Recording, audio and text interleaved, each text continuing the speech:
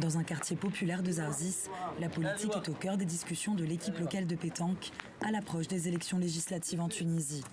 Certains se rendront aux urnes ce samedi, parmi eux Abdel Fattah Baroun, enseignant dans un lycée. Je veux participer à ces élections car je soutiens le projet de Kais Saied.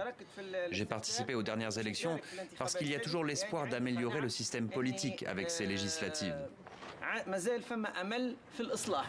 Les Tunisiens éliront un nouveau parlement en rupture avec le système parlementaire en place depuis 2014. Soumis aux prérogatives de la nouvelle constitution de Kais Saied adoptée en juillet dernier, le pouvoir législatif est affaibli au profit de l'exécutif et d'une seconde chambre, le Conseil national des régions, dont la mise en place et le fonctionnement n'ont pour l'heure pas été rendus publics. Wadi Lotfi, franco-tunisien à la retraite, se rendra aussi aux urnes, mais il pointe du doigt le flou législatif à l'issue de ce scrutin. Il faut aller voter, il ne faut pas s'abstenir. Par contre, j'en attends rien parce que pour moi, la dispersion des députés qui n'ont pas beaucoup de pouvoir, c'est-à-dire divisés pour régner, n'est pas la solution adéquate pour pouvoir promouvoir la démocratie. Lors de cette partie de pétanque, nous suivions le candidat indépendant Samir Abichou, en campagne auprès des habitants de sa ville. L'interview du candidat ne sera pas diffusée en raison d'une interdiction survenue au cours du reportage par l'instance supérieure indépendante pour les élections. L'instance s'appuie sur l'article 66 de la loi électorale de 2014 qui interdit formellement aux candidats, selon leurs termes, de recourir aux médias étrangers durant leur campagne. Pourtant, la mesure n'a jamais été appliquée au cours des précédents scrutins électoraux ou lors du référendum constitutionnel en juillet dernier.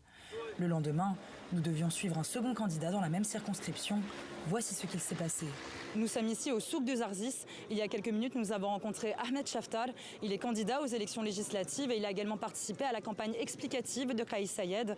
Il est d'ailleurs décrit par plusieurs médias tunisiens comme un proche du président de la République. Il était prévu que nous le suivions en campagne ce matin dans le souk, mais à la dernière minute, il a reçu un appel de l'instance supérieure indépendante pour les élections, lui interdisant de parler à la presse étrangère. Nous nous sommes alors rendus au bureau de l'instance à Tataouine afin de comprendre les raisons d'un durcissement soudain de la loi électorale.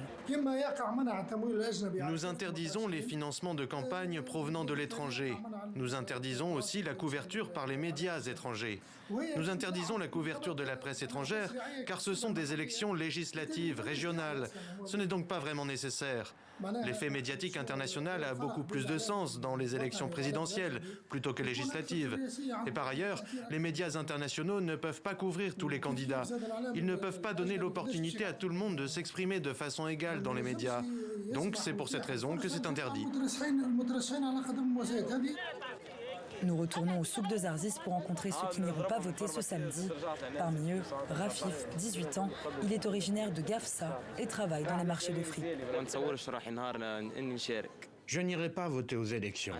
Pourquoi? Parce que je n'ai pas confiance en eux. Qui va donner sa confiance à des gens qui vont se remplir les poches? Reste à savoir si les Tunisiens se mobiliseront davantage lors du scrutin législatif.